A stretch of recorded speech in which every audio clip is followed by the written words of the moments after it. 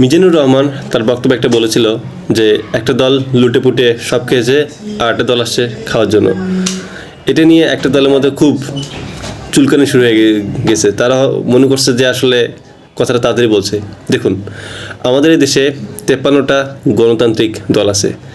এই বিষয়ে কোনো দল কিচ্ছু বলেনি, কিন্তু শুধু কে বলছে যে শুধু বিএনপি।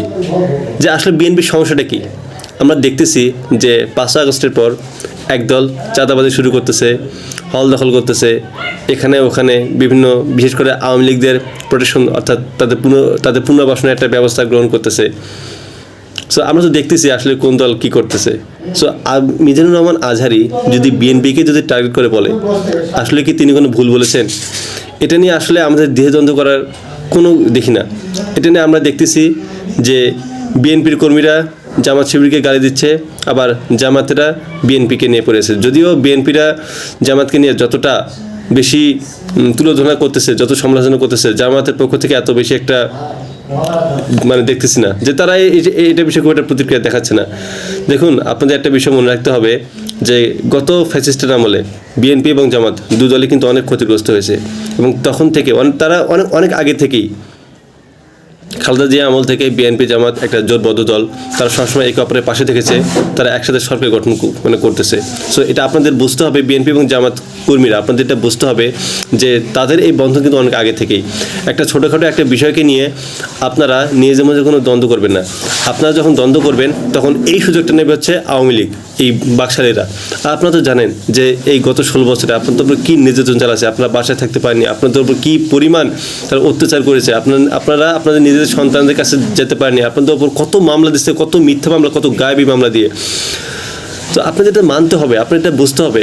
আবার দেখতেছি যে আপনাদের যেমন দেখলাম যে একটা আওয়ামী লীগ নেতাকে পুলিশে ধরে নিয়ে গেছে, জামাতের লোকেরা গিয়ে ছাইনার জন্য থানা ঘেরাও করছে। আবার দেখা যাচ্ছে কি যে এই যে ওবায়দুল কাদেরকে কে পালাতে সাহায্য করছে, যে যশোরের যুব দলের এক কর্মী। এছাড়াও আমরা দেখতে পাচ্ছি যে যেসব আওয়ামী লীগেরা কিছু আছে তাদেরকে প্রোটেকশনের বা পুনর্বাসনের ব্যবস্থা করতেছে যে এটা বিএনপি।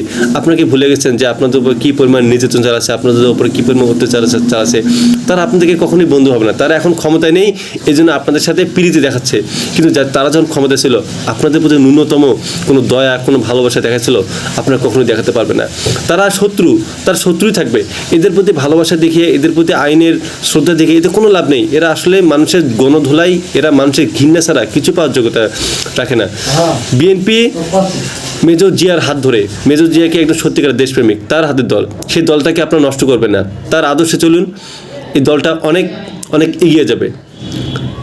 যতক্ষণ বেগম খালেদা জিয়াউর রহমানের হাতে ছিল, বিএনপির যথেষ্ট সুনামের দল ছিল, অনেক ভালো ছিল। কিন্তু এখন কিন্তু সেই যত দিন যাচ্ছে ততই কিন্তু এটা তার যে গুরুত্বটা হারিয়ে ফেলছে, জনগণের কাছে দূরে যাচ্ছে। যারা চাঁদাবাজি করতেছে, যারা অন্যায় করতেছে, তাদের বিরুদ্ধে ব্যবস্থা গ্রহণ করুন। এই দল ভারতের আগ্রাসনের বিরুদ্ধে, গণতন্ত্রের পক্ষের একটা দল, অথচ সেই দলকে আপনার নষ্ট করে ফেলে দিচ্ছেন, জনগণের কাছ থেকে দূরে সরিয়ে নিয়ে যাচ্ছেন।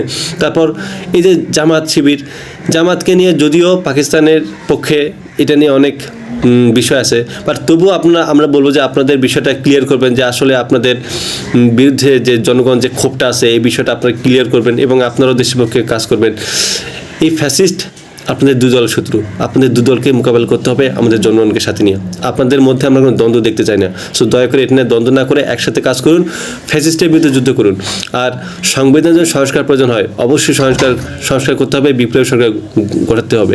আপনারা কখনোই মনে করবেন না যে এই আওয়ামী লীগ আপনাদের সাথে আবার মিলে আপনাদেরকে হয়তো আবার কোনো সুযোগ দিবে বা ভোটে আসতে সহযোগিতা করবে। এদেরকে বিশ্বাস করা মানে শয়তানকে বিশ্বাস করা। এখন আপনারা ডিসিশন নিন যে আপনাদের মধ্যে দ্বন্দ্বের মাধ্যমে ওই ফ্যাসিস্টকে আবার জায়গা দেবেন, নাকি এই বাংলাদেশে ফ্যাসিস্টের নাম নিশানা মুছে ফেলে নতুন এক গণতন্ত্রের দেশ গড়বেন। Choice yours.